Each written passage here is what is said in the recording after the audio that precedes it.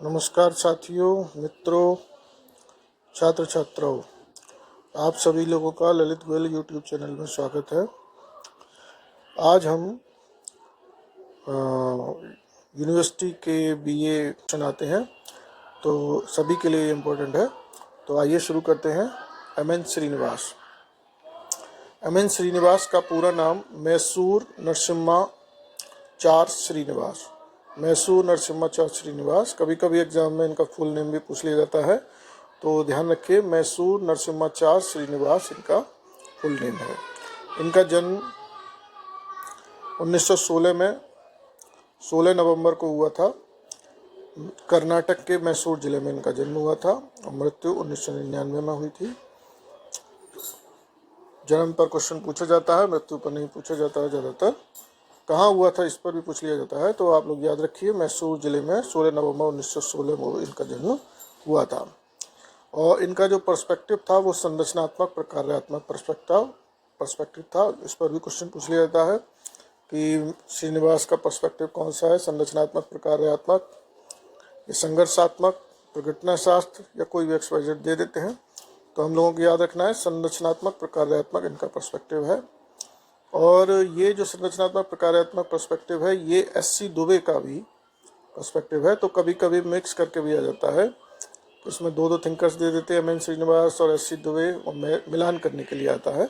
तो आप लोग ध्यान रखिए, श्रीनिवास और SC दुबे दोनों का ही पर्सपेक्टिव ये संरचनात्मक प्रकार्यात्मक है। अब जो है इनकी जो महत्वपूर्ण बुक है उन पर देखते हैं।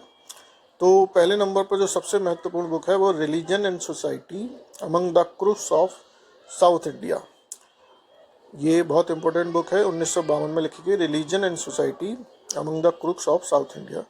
ये क्रूक्स जो है कर्नाटक में एक क्षेत्र है, और साउथ इंडिया कर्नाटक समझ ही रहे हैं आप लोग। तो वहाँ के लोगों पर इन्होंने अध्ययन किया था, उनके धर्म और समाज के बारे में, और उसी पर उन्होंने अपनी ये बुक प्रकाशित की, religion and society among the Coorgs of South India, most important book. Second number पे इंडियाज़ विलेजेस, 1960 में बुक उनकी लिखी गई, India's villages, most important book. अच्छा, इससे कन्फ्यूजन मत होइएगा, एक SC दुबे ने बुक लिखी थी इंडियन विलेज। तो कभी कभी ये जो है मिलान करने के लिए आ जाते हैं, इंडियन विलेज और इंडियाज़ विलेज। तो इंडियन है इधर, और इधर इंडियाज़ है, और इधर विलेज है, इधर विलेजेस है। तो इंडियाज़ विलेजेस M.N. श्रीनिवास, और इंडियन विलेज SC दुबे की बुक है। थर्ड नंबर पे जो बुक है इनकी, caste in modern India and other essays, 1962। उसके बाद नंबर 4 है social change in modern India, most important book. और the remembered village, 1976, social change in modern India, most important book. और रिमेंबर्ड विलेज भी बहुत इंपॉर्टेंट किताब है इनकी। कभी कभी एक साथ नाम दे देते हैं, कभी कभी अलग अलग करके भी दे देते हैं। उसके बाद marriage and family in Mysore, 1942।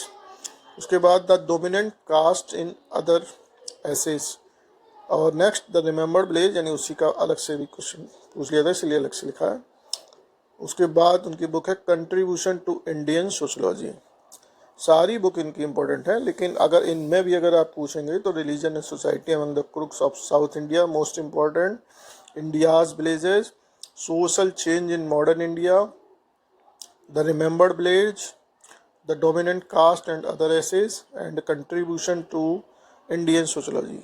तो बुक्स को आप लोग याद रखिए, याद करिए, और इसमें से क्वेश्चन पूछे जाते हैं। अब आते हैं M.N. श्रीनिवास द्वारा दिए गए सिद्धांत और अवधारणा पर। तो कभी कभी पूछ लिया, सिद्धांत दिया या अवधारणा दी। जैसे इनके जो महत्वपूर्ण सिद्धांत है वो प्रभु जाति की अवधारणा है। कभी कभी पूछ लिया जाता है कि भाई प्रभु जाति का सिद्धांत किसने दिया, या डोमिनेंट कास्ट का सिद्धांत किसने दिया, या प्रभु जाति की अवधारणा किसने दी, या डोमिनेंट कास्ट की अवधारणा किसने दी। तो इसीलिए किसी भी तरीके से क्वेश्चन पूछ लिया जाता है, तो इसलिए प्रभु जाति का मतलब है डोमिनेंट कास्ट। अब देखिए, डोमिनेंट कास्ट जो इन्होंने अवधारणा दी वो अपने अध्ययन में दी, जिसका अध्ययन उन्होंने कर्नाटक राज्य के मैसूर जिले के रामपुरा गांव का अध्ययन किया था। तो उस अध्ययन के दौरान इन्होंने ये अवधारणा दी। वहाँ पर इन्होंने देखा कि लिंगायत और उक्का लिंगा और लिंगायत प्रभु जाति हैं, जो कि विश्वकर्मा की पूजा करते हैं। अब प्रभु जाति की विशेषताएं इन्होंने बताई, कौन सी जाति प्रभु जाति होती हैं। तो पहली विशेषता ये है इसकी कि वो जाति जो राजनीतिक प्रभुत्व रखती है और जिसके पास उस समुदाय में अधिक भूमि होती है, उस समुदाय में जो अधिक भूमि का स्वामी होता है, यानी आर्थिक और राजनीतिक दृष्टि से उसकी पकड़ होती है, पहली विशेषता। दूसरी, संख्या की दृष्टि से भी वह जाति ज़्यादा होते हैं, यानी उस जाति के लोग उस क्षेत्र विशेष में ज़्यादा होते हैं।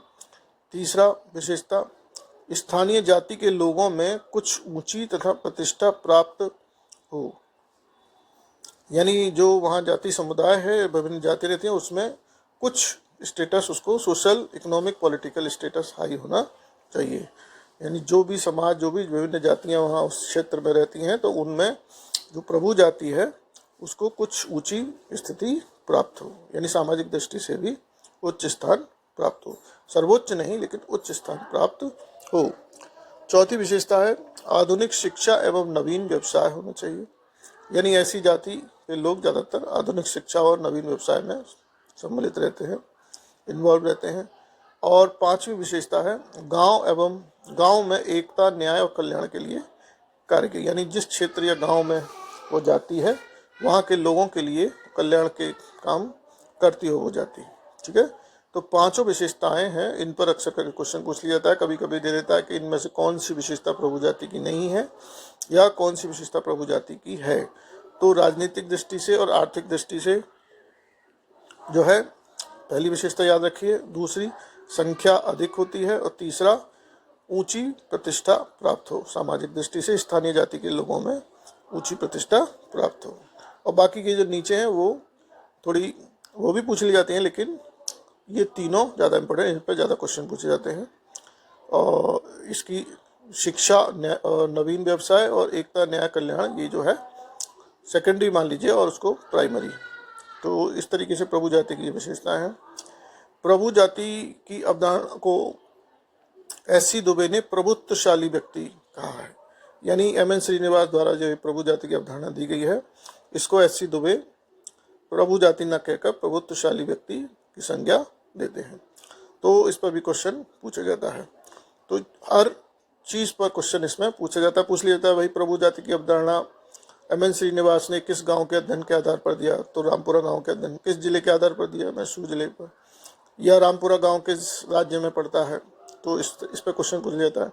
विशेषताओं पर तो आता ही है, 4 विशेषताएं दे दी, कौन सी नहीं है, 3 दे दी, मिलान करिए, इस तरीके से क्वेश्चन पूछ लेता है। राजनीतिक, आर्थिक, सामाजिक और अधिक संख्या, इसको याद रखिए।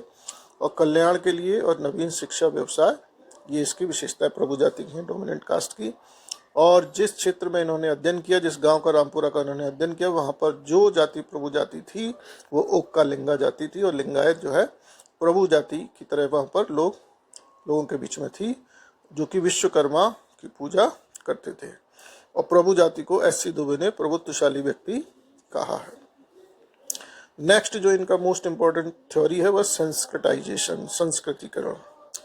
देखिए, ये कल्चरलाइजेशन नहीं है, ये संस्कृतिकरण है, संस्कृताइजेशन। ठीक है, तो इसको याद रखिए, मिक्स मत करिएगा, संस्कृताइजेशन, संस्कृतिकरण। अब देखते हैं इन्होंने जो संस्कृतिकरण की अवधारणा दी वो अपनी किस बुक में दी, इस पर क्वेश्चन पूछ लिया जाता है। तो ये जो इनकी पहली बुक थी, religion and society among the Coorgs of South India, इस पुस्तक में इन्होंने इस अवधारणा को दिया, religion and society and among the Coorgs of South India. Coorgs Karnataka में जो है रहने वाले कुछ लोग हैं, कुछ एक समुदाय है, उसको क्रुक्स बोला है। तो उस बुक में इन्होंने जो है इस अवधारणा को दिया। अब ये अवधारणा है क्या? ये अवधारणा जाति प्रथा की संरचना व संस्तरण में होने वाले परिवर्तन के अध्ययन के लिए यह अवधारणा उनके द्वारा दी गई। संस्कृति की अवधारणा किस लिए दी गई? जाति व्यवस्था में या जाति प्रथा की संरचना तथा संस्तरण में, जो संस्तरण का मतलब जो ऊंच नीच का क्रम है, उसमें जो परिवर्तन हो रहा है उसको देखने के लिए, उसका अध्ययन करने के लिए अवधारणा दी गई। अगला पॉइंट देखते हैं, संस्कृति से संबंधित। इसमें लिखा है, स्टेटमेंट है उनका, ये इन्होंने बोला है, संस्कृतिकरण वह प्रक्रिया है जिसके द्वारा कोई निम्न हिंदू जाति या कोई जनजाति अथवा कोई अन्य समूह किसी उच्च और प्राय द्विज जाति की दिशा में अपने रीति रिवाज, कर्मकांड, विचारधारा और पद्धति को बदलता है। सामान्यतः ऐसे परिवर्तनों के बाद निम्न जातीय संस्करण की प्रणाली में स्थानीय समुदाय में उसे जो परंपरागत रूप से स्थिति प्राप्त है उससे उच्च स्थिति का दावा करने लगती है। सामान्यतः बहुत दिनों तक, बल्कि वास्तव में 1-2 पीढ़ियों तक दावा किए जाने के बाद ही उसे स्वीकृति मिलती है। ये इम्पोर्टेंट है इसका स्टेटमेंट। इसमें पूरा संस्कृतिकरण का इसने बोला है एम.एन. श्रीनिवास ने कि ये एक्चुअली है क्या संस्कृतिकरण। ये बोल रहे हैं कि संस्कृतिकरण निम्न जातियों के द्वारा उच्च जातियों के रीति रिवाज, कर्मकांड और विचारधारा को उसको एक्सेप्ट करते हैं, उसको उस दिशा में उनके जैसे करने लगते हैं, उनके जैसे रीति रिवाज करने लगते हैं, उनके जैसे कर्मकांड निम्न जाति के लोग करने लगे हैं, उनके जैसी विचारधारा रखने लगते हैं, उनके जैसी पद्धति करने लगते हैं। तो ऐसा जब वो 2-3 पीढ़ियों तक करते हैं तब जाके उनकी जाति में कुछ सुधार होता है या उनको भी उस जाति का मान लिया जाता है। तो इसको उन्होंने बोला है यही प्रक्रिया निम्न जातियों द्वारा उच्च जाति के कर्मकांड, विचारधारा, रीति रिवाज को अपनाना ही ये क्या कहलाया जाता है, संस्कृतिकरण यानी सेंस्क्रिटाइजेशन। और यह एक प्रक्रिया है।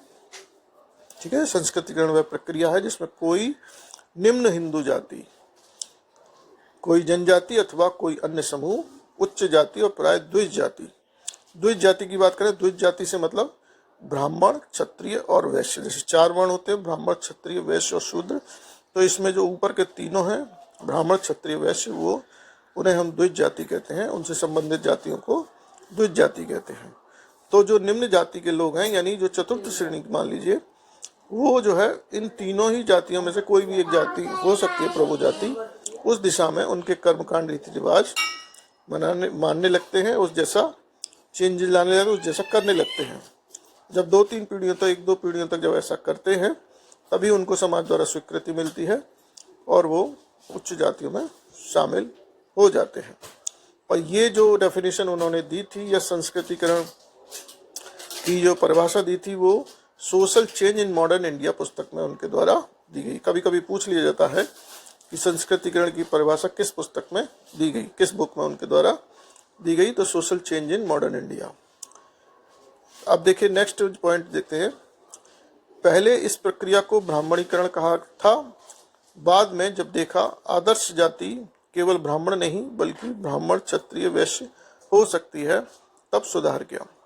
यानी एम.एन. श्रीनिवास ने जो संस्कृतिकरण की जब अवधारणा दी तो उस समय उनको ये लगा था कि जो निम्न जाति के लोग हैं वो केवल ब्राह्मणों के ही रीति रिवाज या कर्मकांडों को दिशा में उनको आदर्श मानकर परिवर्तन ला रहे हैं। लेकिन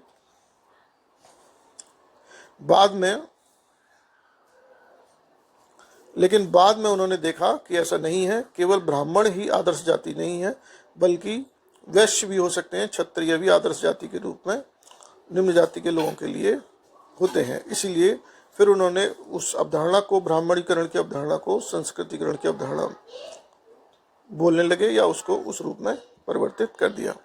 यानी ब्राह्मणीकरण के जो अपने विचार थे उसको बदल दिया, क्योंकि ब्राह्मण ही उच्च आदर्श नहीं है ना, आदर्श कोई भी हो सकता है। तो अब ब्राह्मणों के ऊपर ही तो केवल अवधारणा नहीं रखी जा सकती, तो उसको बदल कर संस्कृतिकरण नाम रख दिया गया।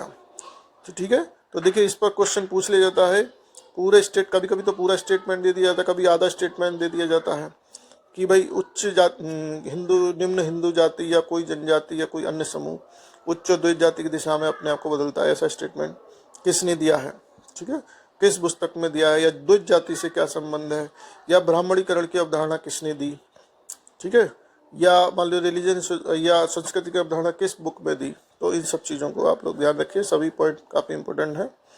नेक्स्ट आते हैं संस्कृतिकरण की विशेषताओं के ऊपर। तो इसकी मोस्ट इंपॉर्टेंट विशेषताएं दी हुई हैं इसमें। पहला है कि संस्कृतिकरण की अवधारणा का संबंध निम्न जातियों से। तो ये हम जाने निम्न जातियों के लोग ही उच्च जातियों की दिशा में अपने रीति रिवाज कर्मकांड बदलते हैं, तो इसलिए उनका संबंध, इस अवधारणा का संबंध निम्न जाति से है। दूसरी विशेषता है सामूहिक प्रक्रिया, यानी किसी एक व्यक्ति या कुछ 2-4 व्यक्तियों के ऐसा करने से उनको उच्च स्थान प्राप्त नहीं हो जाएगा या उच्च जाति में शामिल नहीं हो जाएंगे। जब बहुत सारे लोग ऐसा प्रयास करते हैं या सामूहिक दृष्टि से जब ऐसा प्रयास किया जाता है, रीति रिवाज या कर्मकांड उनके अपनाए जाते हैं या उस जैसे किया जाता है, तब जाके उनको स्थान प्राप्त होता है। इसीलिए इसको सामूहिक प्रक्रिया बोला है। गतिशीलता, क्योंकि गतिशीलता हो ही रही है, यानी निम्न जाति उच्च जाति में शामिल हो रही है, तो ये गतिशीलता हो गई।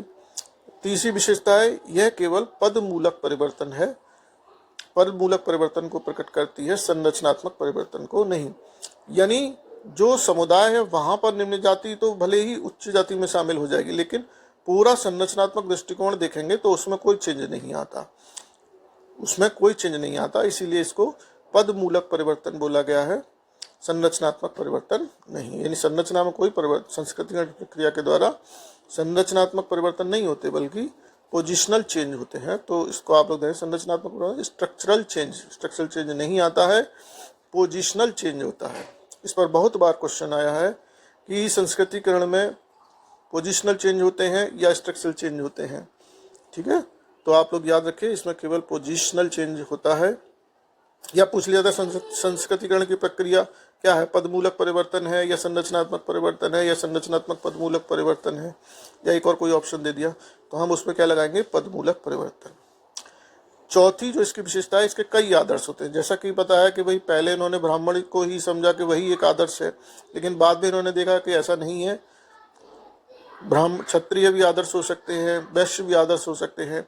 ठीक है, तो इसीलिए उसको कई आदर्श हैं संस्कृति की प्रक्रिया, केवल एक ही जाति आदर्श के रूप में सब जगह नहीं होती। कहीं कहीं मान लीजिए किसी जगह ब्राह्मण आदर्श है, किसी जगह वैश्य आदर्श है, किसी जगह क्षत्रिय है, तो कई आदर्श संस्कृति की प्रक्रिया के हो सकते हैं। अगली विशेषता है सार्वभौमिक प्रक्रिया, यानी इसको पहले भी हम लोग देख सकते हैं, यानी भूतकाल में भी संस्कृति की प्रक्रिया रही है, वर्तमान में भी हो रही है और भविष्य में भी ऐसी प्रक्रिया चलती रहेगी, इसलिए इसको सार्वभौमिक प्रक्रिया बोला है। अगली विशेषता क्या है, ये द्वितरफी प्रक्रिया है, दो तरफी प्रक्रिया है, टू वे प्रोसेस है। टू वे प्रोसेस का मतलब केवल निम्न जातियां ही उच्च जाति के रीति रिवाज या कर्मकांडों को ग्रहण नहीं करती हैं, बल्कि कुछ मात्रा में उच्च जातियां भी निम्न जातियों के चीज़ों को ग्रहण, संस्कृति को ग्रहण करती हैं। इसीलिए इसके टू वे प्रोसेस है, यानी ऊपर वाली भी नीचे वाली संस्कृति को ग्रहण करती हैं कुछ मात्रा में, जब और नीचे वाली भी ऊपर वालियों की संस्कृति को ग्रहण करती है। इसलिए इसको two way process M N. Srinivas द्वारा बोला गया है। इस पर भी क्वेश्चन आता है। सारी विशेषताएं बहुत इंपॉर्टेंट हैं। अगली विशेषता क्या है, ये लंबवत गतिशीलता है। लंबवत का मतलब वर्टिकल मूवमेंट है। वर्टिकल चूंकि नीचे से ऊपर चेंज हो रहा है, नीचे से ऊपर, ऊपर से नीचे, ऊर्ध्वाधर सेम हॉरिजॉन्टल नहीं हो रहा है, इसीलिए नीचे की जाति उच्च जाति में शामिल हो रही है, तो ये वर्टिकल मूवमेंट है, इसीलिए इसको लंबवत गतिशीलता बोला है। तो देखिए, सारी विशेषताओं पर क्वेश्चन पूछा जाता है। कभी कभी पूछ लिया जाता है संस्कृतिकरण सामूहिक प्रक्रिया है या नहीं है, या कौन सी प्रक्रिया है, सामूहिक प्रक्रिया, व्यक्तिगत प्रक्रिया, सामुदायिक प्रक्रिया, इस तरीके से तो सामूहिक प्रक्रिया लगाएंगे। पूछ लिया जाता है कि भाई इसमें कौन सी गतिशीलता होती है, लंबवत होती है, क्षैतिज होती है, लंबवत और क्षैतिज दोनों होती हैं, या कोई प्रक्रिया नहीं होती, तो आप लगाएंगे वर्टिकल। इंग्लिश पर ज़्यादा ध्यान दीजिए, वर्टिकल मोबिलाइजेशन। ठीक है, और ये टू वे प्रोसेस है, इस पर भी क्वेश्चन कई आदर्श हो सकते हैं। पोजिशनल चेंज, स्ट्रक्चरल चेंज पे बहुत क्वेश्चन आता है, तो सारी विशेषताएं इसकी इम्पोर्टेंट है, ध्यान रखिए, आप लोग याद रखिए। अब नेक्स्ट पॉइंट देखते हैं। अगला बिंदु है संस्कृतिकरण की प्रक्रिया भील, गोंड तथा ओराव में सबसे ज़्यादा हुई है। जो जनजातियां हैं, ट्राइबल्स हैं, भील, गोंड और ओराव, इनमें संस्कृतिकरण की प्रक्रिया सर्वाधिक हुई है। इस पर भी क्वेश्चन आता है, किन जनजातियों में संस्कृतिकरण की प्रक्रिया सबसे ज़्यादा हुई है, तो वहाँ पर हम याद रखेंगे भील, गोंड और ओराव। अब देखिए नेक्स्ट पॉइंट देखते हैं, योगेंद्र सिंह। योगेंद्र सिंह संस्कृतिकरण की प्रक्रिया को अग्रिम समाजीकरण कहते हैं, एंटीसिपेटरी सोशलाइजेशन, यानी एम.एन. श्रीनिवास द्वारा दी गई संस्कृति प्रक्रिया से सहमति व्यक्त करते हैं, और पर इस कंसेप्ट को संस्कृतिकरण नाम ना दे करके एंटीसिपेटरी सोशलाइजेशन या अग्रिम समाजीकरण कहते हैं, तथा बोलते हैं कि यह विचारधारा को ग्रहण करने वाली प्रक्रिया है। विचारधारा को ग्रहण, विचारधारा निम्न जाति के लोग उच्च जाति की संस्कृति को ग्रहण कर रहे हैं, उनके रीति रिवाज, तौर तरीके, कर्म कांडों को, इसीलिए उसको विचारधारा को ग्रहण करने वाली प्रक्रिया योगेंद्र सिंह द्वारा बोला गया है। तो इस पर भी क्वेश्चन आता है, अग्रिम समाजीकरण संस्कृति प्रक्रिया को किसने बोला है? तो हम लगाएंगे योगेंद्र सिंह।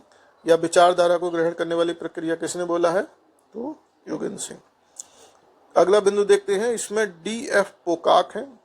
डी.एफ. पोकाक बोलते हैं, जैसे उन्होंने बोला एम.एन. श्रीनिवास ने कि कई आदर्श हो सकते हैं, ब्राह्मण भी, क्षत्रिय भी और वैश्य भी, लेकिन पीकॉक बोलते हैं कि सभी लोग आदर्श नहीं होते, बल्कि क्षत्रिय लोग ज़्यादा आदर्श होते हैं। यानी उन्होंने बोला क्षत्रिय को ज़्यादा इंपॉर्टेंस दी, यानी जो सेकंड वर्ड है क्षत्रिय, वही मुख्य रूप से आदर्श के तौर पर देखे जाते हैं।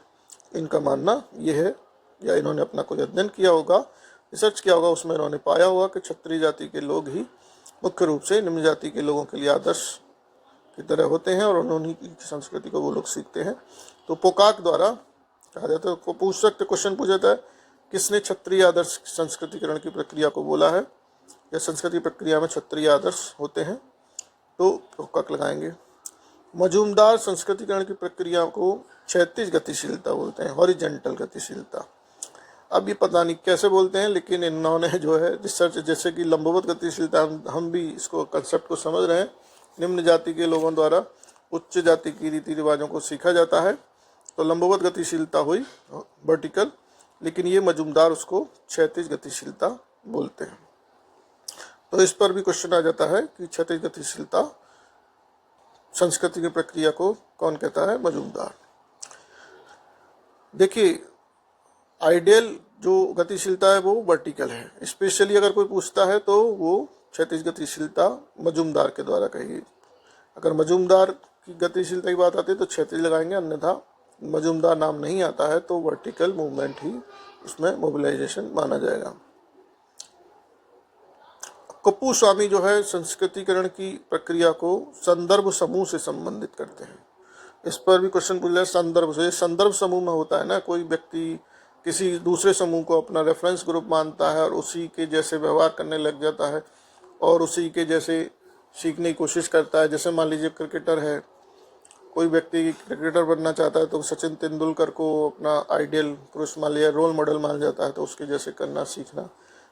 या मान लो कोई किसी का कोई राजनीतिक दल है, किसी का कोई और इसी तरीके का है, तो बोल सकते हैं, कोई दिक्कत नहीं है। तो कप्पू स्वामी जो है संदर्भ समूह से संबंधित इसको प्रक्रिया को मानते हैं। तो कभी कभी क्वेश्चन इस पर पूछ लेता है, कौन संदर्भ समूह से संबंधित मानता है? तो कप्पू स्वामी। तो देखिए इसमें सभी तीनों आप लोग याद रखिए, चार हैं, योगेंद्र सिंह, पीकॉक, पोकाक, मजूमदार और कप्पू स्वामी। अग्रिम समाजीकरण, क्षत्रिय आदर्श, हॉरिजेंटल, संदर्भ समूह, विचारधारा को, सभी दृष्टि से हर पॉइंट इसमें इम्पोर्टेंट है। तो आप लोग अच्छे से इसको तैयार करिए। संस्कृतिकरण प्रक्रिया में द्विज जाति पर क्वेश्चन पूछा, द्विज जाति कौन सी होती है? ब्राह्मण, क्षत्रिय, बस तीनों इसमें शामिल होते हैं, इसको भी याद रखिए। तो देखिए इसमें जो है मैंने लगभग इसके जो है बुक्स पे चर्चा हो ही गई, जन्म संरचनात्मक परिप्रेक्ष्य, संस्कृतिकरण की विशेषताएं और जो लोगों ने ये सब बताया इसका, और जो है तो हर दृष्टि से देखें तो इसके सारे पॉइंट इम्पोर्टेंट हैं। तो आप लोग अच्छे से तैयार करिए। इसके साथ साथ इन्होंने पश्चिमीकरण और लौकिकीकरण की अवधारणा भी दी है, क्योंकि यहाँ पेज कम है, जगह कम है, इसीलिए मैंने नेक्स्ट पेज पर इसको एक्सप्लेन किया है। पश्चिमीकरण और लौकिकीकरण आते हैं। अब देखिए पश्चिमीकरण के बारे में क्या कहा है। पहले तो पश्चिमीकरण की अवधारणा जो इन्होंने अपनी जिस बुक में दी है उसका नाम है social change in modern India. Social change in modern India में पश्चिमीकरण की अवधारणा दी है वेस्टर्नाइजेशन। ये क्या है? भारतीय समाज में परिवर्तन की प्रक्रिया के अध्ययन के लिए, यानी भारतीय समाज में जो परिवर्तन हो रहे हैं, जो चेंजेज आ रहे हैं, ट्रांसफॉर्मेशन हो रहा है, उस प्रक्रिया को अध्ययन करने के लिए इस अवधारणा को उनके द्वारा दिया गया। इस पश्चिमीकरण शब्द का प्रयोग उन परिवर्तनों को प्रकट करने के लिए किया गया जो भारत के 19वीं एवं 20वीं शताब्दी में अंग्रेजी शासन काल की अवधि में हुए थे। ये यानी जब अंग्रेज लोग इंडिया में थे तो उनके टाइम पर जो भारतीय समाज संस्कृति में चेंजेस हुए थे, यानी लगभग 150 साल तक उन्होंने राज किया था, तो उस दौरान जो चेंजेस हुए थे उस चेंजेस को ये पश्चिमीकरण की प्रक्रिया के नाम से संबोधित करते हैं। तो इस पर क्वेश्चन पूछ लिया जाता है कि 150 वर्षों के शासनकाल में जो परिवर्तन हुए उसको एम एन श्रीनिवास ने क्या नाम दिया है। ठीक है, तो पश्चिमीकरण नाम दिया है। या पश्चिमीकरण के लिए आदर्श कौन सा देश है? इंग्लैंड, अमेरिका, रूस या XYZ, कोई ऑस्ट्रेलिया दे दिया। तो यहाँ पर अंग्रेजी शासन यानी इंग्लैंड जो है आदर्श के तौर पर रहे। ठीक है, और किस शताब्दी में रहे? 19वीं से 20वीं शताब्दी में। ठीक है, तो ये पश्चिमीकरण की प्रक्रिया। और अब इसकी विशेषताएं देखिए। पश्चिमीकरण की पहली विशेषता क्या है? नैतिक रूप से तटस्थ है, यानी नैतिक का मतलब अच्छा बुरा से कोई लेना देना नहीं है। पश्चिमीकरण की प्रक्रिया है, इसका अच्छा है या बुरा है इससे कोई मतलब नहीं है, इसलिए इसको नैतिक रूप से तटस्थ प्रक्रिया बोला है। दूसरा है, यह एक व्यापक अवधारणा। व्यापक का मतलब जीवन के हर क्षेत्र में हम लोग देख सकते हैं। पहनना, ओढ़ना या खान पीन या रहन सहन, जीवन के हर एंगल में हम लोग पश्चिमीकरण की प्रक्रिया को देख सकते हैं। तीसरा बोला है वैज्ञानिक अवधारणा, साइंटिफिक अवधारणा। और अनेक प्रारूप है।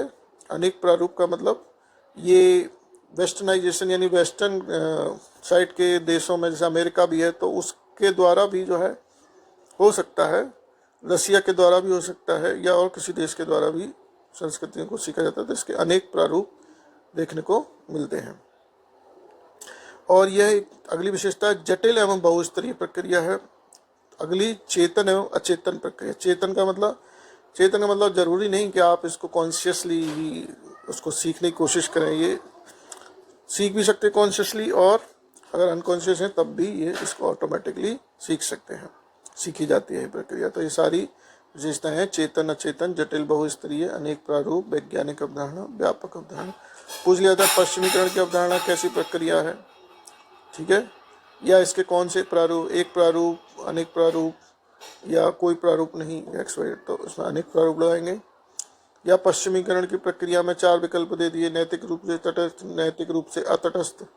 ठीक है, तो इस तरीके से आप लोग लगाएंगे। नैतिक रूप से तटस्थ प्रक्रिया है, ये कैसी प्रक्रिया है? सामान्य प्रक्रिया है, व्यापक प्रक्रिया है, सामुदायिक, कैसी अवधारणा है? व्यापक अवधारणा है, सामान्य अवधारणा है, विशेष अवधारणा है।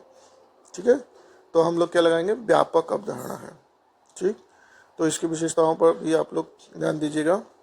अगला जो है, इन्होंने एक स्टेटमेंट दिया था पश्चिमीकरण के बारे में कि यह भारत में मानवतावादी मूल्य प्रदान करती है, यानी इस प्रक्रिया के द्वारा भारत में मानवतावादी मूल्य प्रदान किया है। ठीक है, काफ़ी अच्छा इंपॉर्टेंट है, यानी एक तरीके से भारत के लिए ये प्रक्रिया एम एन श्रीनिवास के हिसाब से सही रही है। मैसूर में इन्होंने पश्चिमीकरण की दौड़ में मैसूर में ब्राह्मण सबसे आगे रहे, क्योंकि एम एन श्रीनिवास का जन्म मैसूर कर्नाटक में हुआ था, तो इनका मैसूर से कुछ ज़्यादा लगाव था। तो वहाँ ये बोल रहे हैं कि मैसूर में जो पश्चिमीकरण की प्रक्रिया हुई उसमें सबसे ज़्यादा जिस जाति के लोगों में पश्चिमीकरण हुआ वह ब्राह्मण जाति के लोग हैं, जिन्होंने पश्चिमीकरण की प्रक्रिया ज़्यादा देखी गई। तो इसमें देखिए पश्चिमीकरण में सब जगह से क्वेश्चन पूछा जाता है, तो आप लोग इसको अच्छे से ध्यान रखिए। नेक्स्ट जो अवधारणा इसके द्वारा दी गई वो लौकिकीकरण की अवधारणा। लौकिकीकरण मतलब सेकुलराइजेशन, सेकुलराइजेशन, लौकिकीकरण। तो इससे संबंधित महत्वपूर्ण बिंदु पहला है social change in modern India, यानी जिस पुस्तक में इन्होंने ये अवधारणा दी वो है इनकी social change in modern India.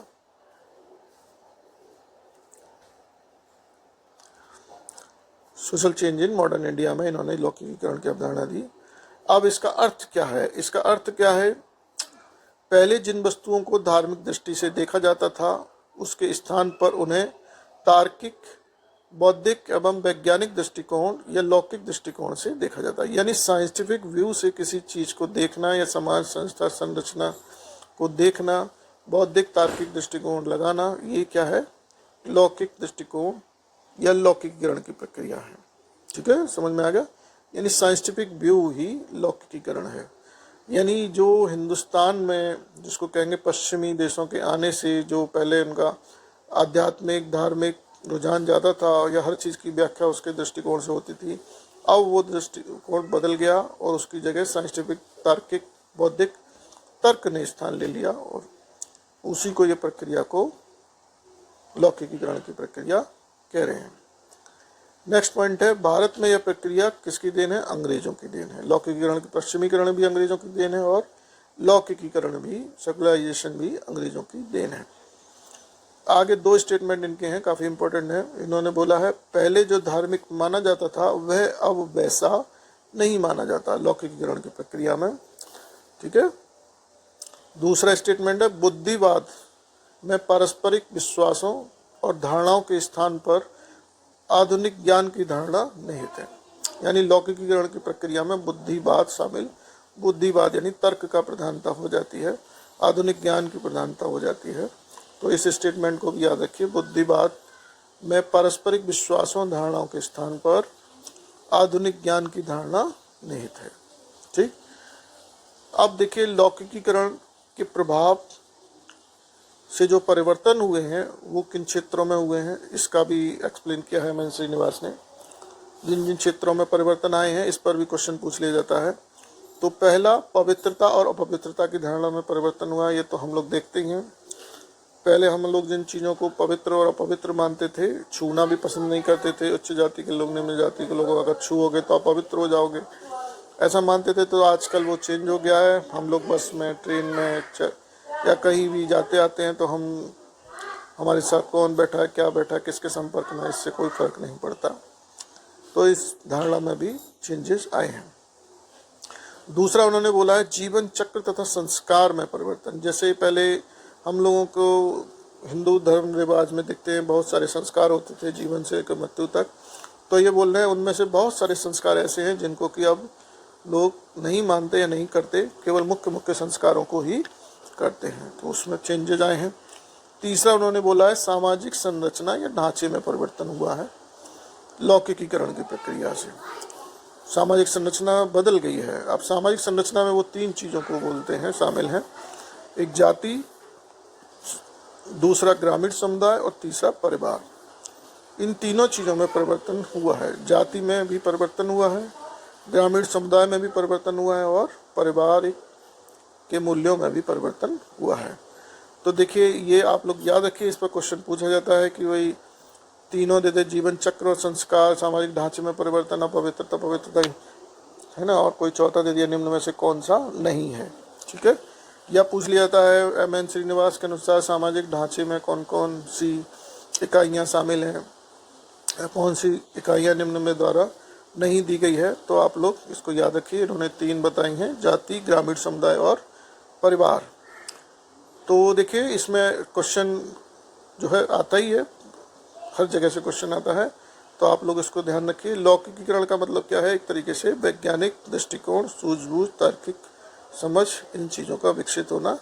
और यह प्रक्रिया अंग्रेज़ों की देन है। Social change in modern India में दी गई थी और जो इसके परिणाम प्रभाव हैं वो है परिवर्तन जहाँ जहाँ हुआ है, पवित्रता की धारणा, संस्कारों में परिवर्तन, सामाजिक ढांचे में परिवर्तन, जाति में परिवर्तन, ग्रामीण समुदाय में परिवर्तन और परिवार में परिवर्तन। तो देखिए, ये एम.एन. श्रीनिवास पे जहाँ भी क्वेश्चन अगर आएगा तो इससे बाहर नहीं आएगा। काफ़ी अच्छे से मैंने ये तैयार किया है, तो आप लोग इसको ढंग से तैयार करिए और चाहें तो इसका स्क्रीनशॉट ले सकते हैं, जिससे कि अगर हो तो स्प्रेड करके थोड़ा देख सकते हैं आप लोग।